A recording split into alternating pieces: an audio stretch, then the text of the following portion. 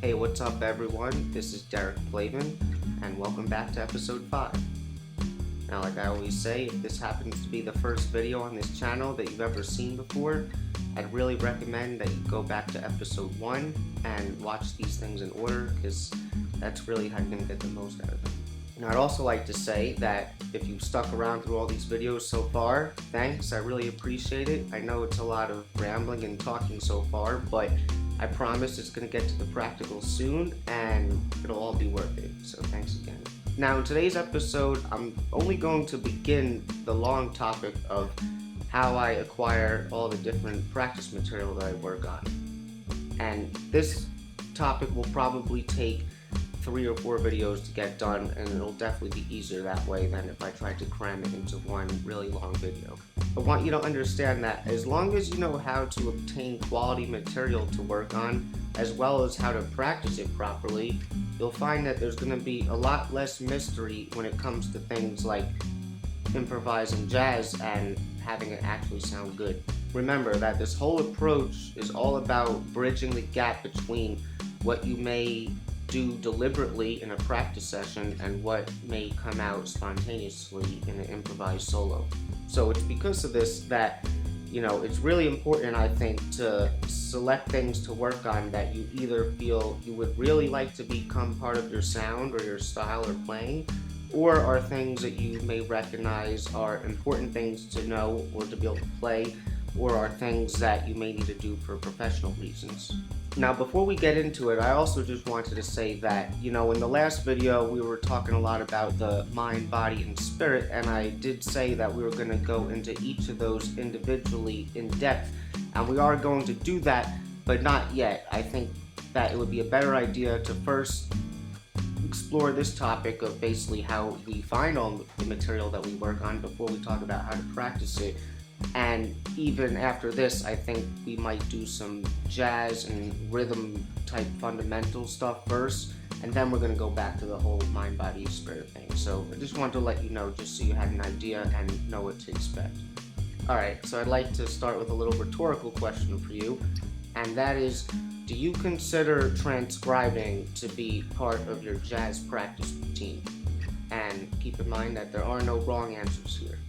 For me, I've realized that while I find things like transcribing and composing to be extremely important, I wouldn't say that they're part of my jazz practice routine, in that they're not being done with the same amount of discipline, consistency, and reps as several other areas of my playing. I just don't find it necessary. I still transcribe a lot, but it's separate.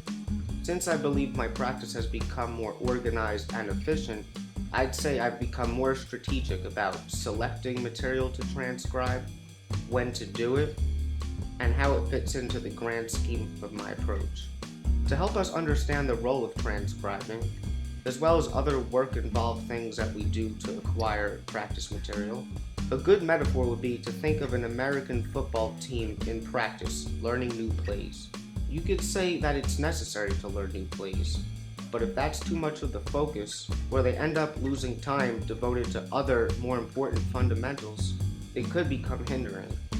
The team needs to spend time actually getting good at the plays that they already know. So for them to be learning new plays even once a week would be not only an inefficient use of their time, but also distracting them towards what is actually needed for progress. Therefore, the times when they do need to learn new plays will be done only when it is absolutely necessary, or because they're comfortable with what they already know and are ready for the next batch of stuff to learn. I find it helpful to think about practicing jazz in a similar way, where it's not just always about acquiring the next piece of material. Be clear about what material you choose to work on, but as you choose things, realize them and stick with them consistently for days, weeks, months, maybe even years, or however long you feel you need with it to feel confident in it. Different things will be worked in and out of your routine at different times.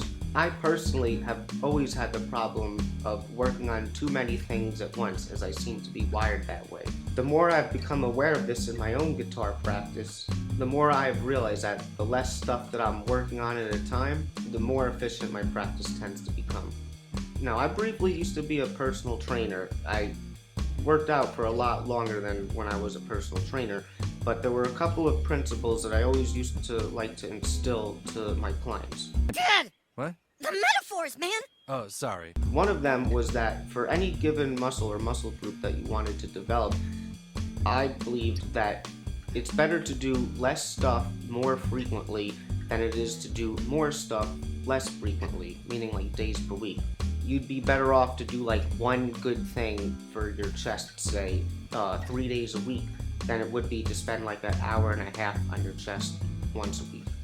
You could really say the same thing when it comes to things like practicing music, especially with things like vocabulary. Now, another thing that I always used to say to the clients was that I found the idea of switching things up, every so often to constantly keep the muscles adapting or confused or, never getting comfortable. I found that whole idea was over-exaggerated and that it's more important to actually spend time with a given routine that you can actually make progress in.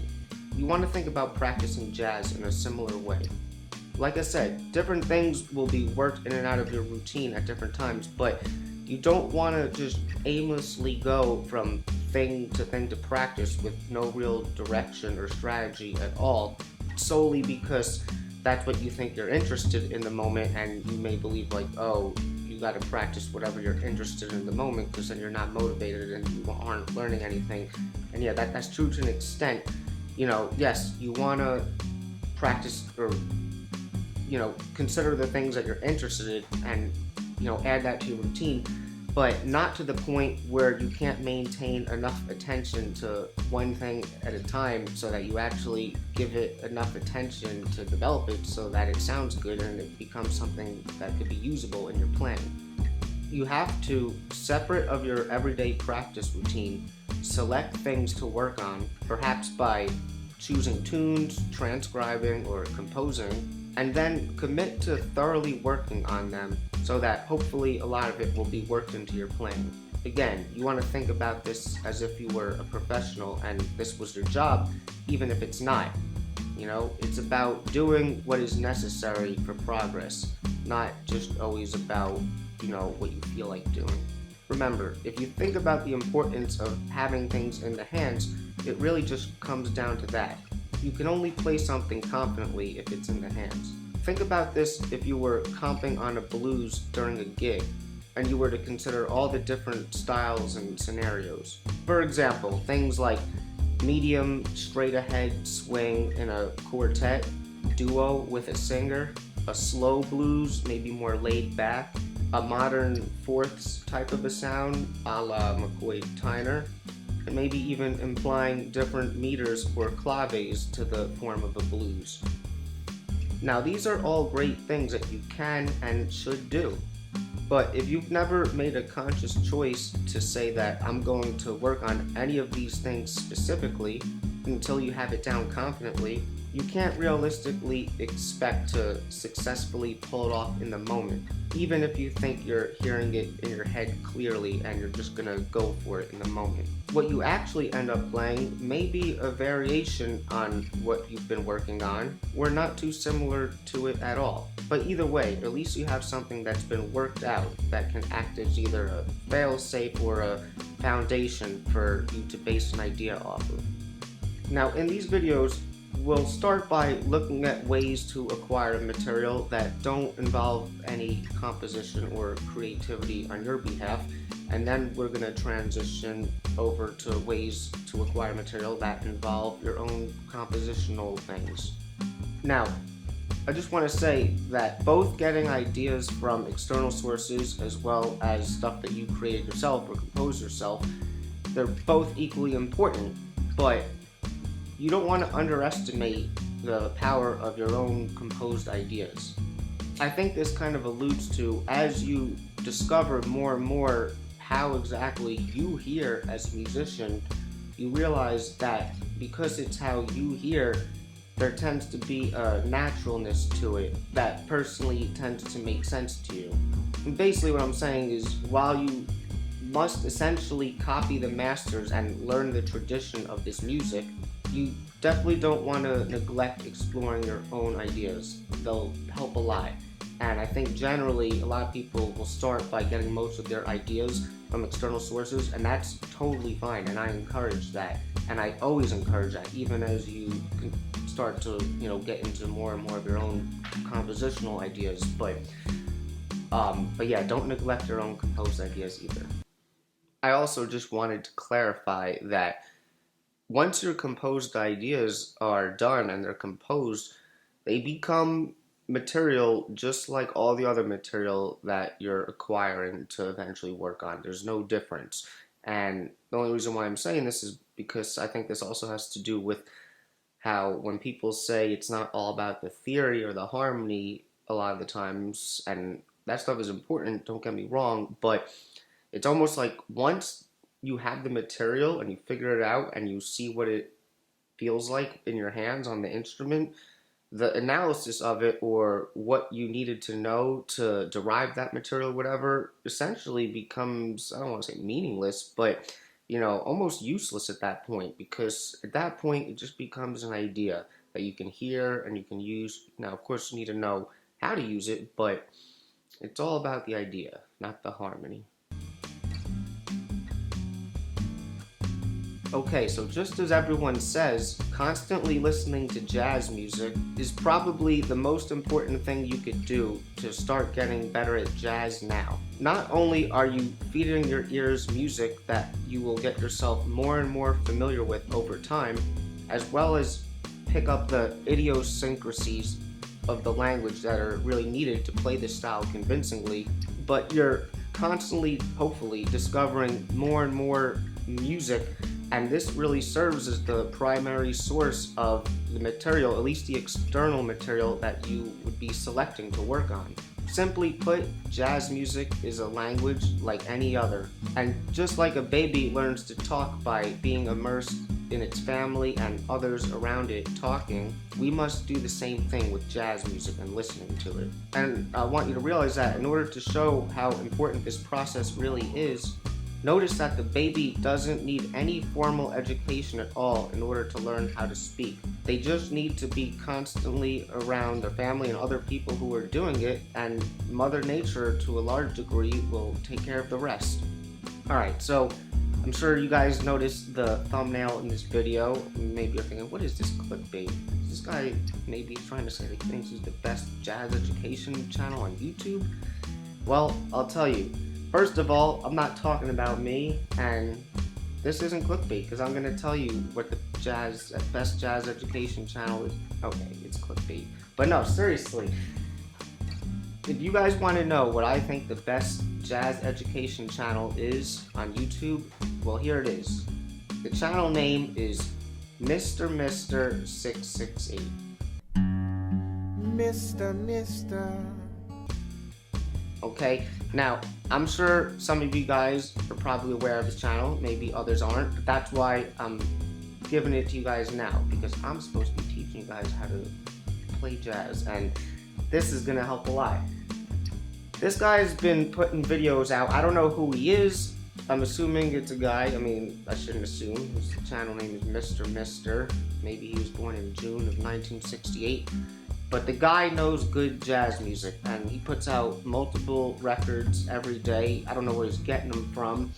Yo, check this stuff out. There's so much good stuff on here, I swear. There was this Lee Morgan, Wayne Shorter album from the other day.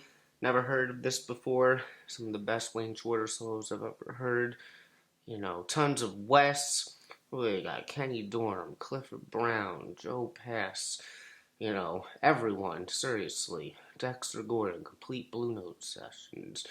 What else? I saw a Wes album the other day where he was playing with the Billy Taylor Trio, McCoy Tyner, Oscar Peterson. I mean, who doesn't this guy have? He's put out some deep cuts, good stuff that I've never heard before. I discover stuff from his channel every single day, and it's good stuff. There's a lot of good jazz guitar, good, important jazz guitar on there, as well as other instruments. It's not just about learning from guitar players, but if you need a resource to hear good jazz records that isn't, a mainstream thing that's just going to give you mainstream answers, Mr. 668. Mr. is your man. Trust me, and I don't know who this guy is. If he's seeing this, I'd love to speak with him and, discover who he is and, why he puts these videos out. But please do yourself a favor and check this channel out, because it is one of the best channels for jazz music that is on YouTube. Okay, so learning tunes is obviously a very important part of becoming a professional jazz musician. In fact, I've often said myself that I believe that maintaining a solid, workable repertoire might be the hardest part of actually being a professional jazz musician. Now, tunes tend to be learned at an exponential rate, meaning the more of them you learn, the faster you tend to get at learning them. You should always be growing your repertoire at a comfortable yet steady rate. Now, the things that define any tune would be the melody, the harmonic progression, the form, the lyrics if they have any, and any other specifically compositional things having to do with the tune, like something like an intro or an outro that is composed, or maybe specific rhythmic hits that are written into the form, or stuff like that. You want to make sure you know a tune as well as possible.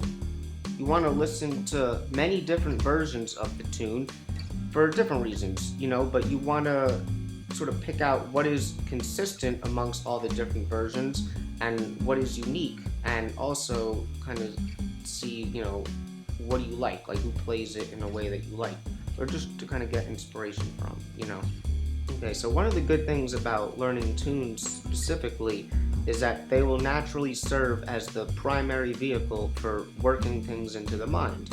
And this applies not only to the actual vocabulary ideas, but the specific harmonic progressions and melodies of the tune itself. Meaning that, like we said in the last video, we gotta work ideas into the mind so that we can actually, have the mental capacity in the moment to be like, oh, I want to use this, and to be able to pull it out and apply it confidently so that it comes out just right. That's basically developing the mind, but it's more than just applying that to vocabulary. You need to have the progressions and the familiar movements in jazz and other music as well familiarized into the mind so that you can kind of just fluently go through it in the moment. So the progressions themselves and the tunes themselves are also being worked into the mind, as well as the melody as well, because you can do the same thing with the melody. Okay, another thing that's important to talk about with tunes is the idea of refreshing the tunes and, I guess, maintaining the repertoire. And there's not really a specific way to do this other than when you're doing it to just kind of hustle through them and go through one after another so that you're really, building your endurance with them. Now, when you're doing this, I think it's good to do this simultaneously in an organized as well as a randomized kind of way, meaning that I think it's a good idea, and I've done this at different times in my practice, to keep a list of, say, maybe 10 to 50 tunes, whatever it is, and you say for maybe 2 to 3 months, you're going to have this list that these are the tunes that I'm, really familiarizing myself with within that time that you can always come back to. But on the other hand, you don't always want it to be so strict where that says you can't work on any other tunes for that time. So I keep it open-ended so that, if anything else as far as a new tune or something sparks my interest, I'm going to do that as well.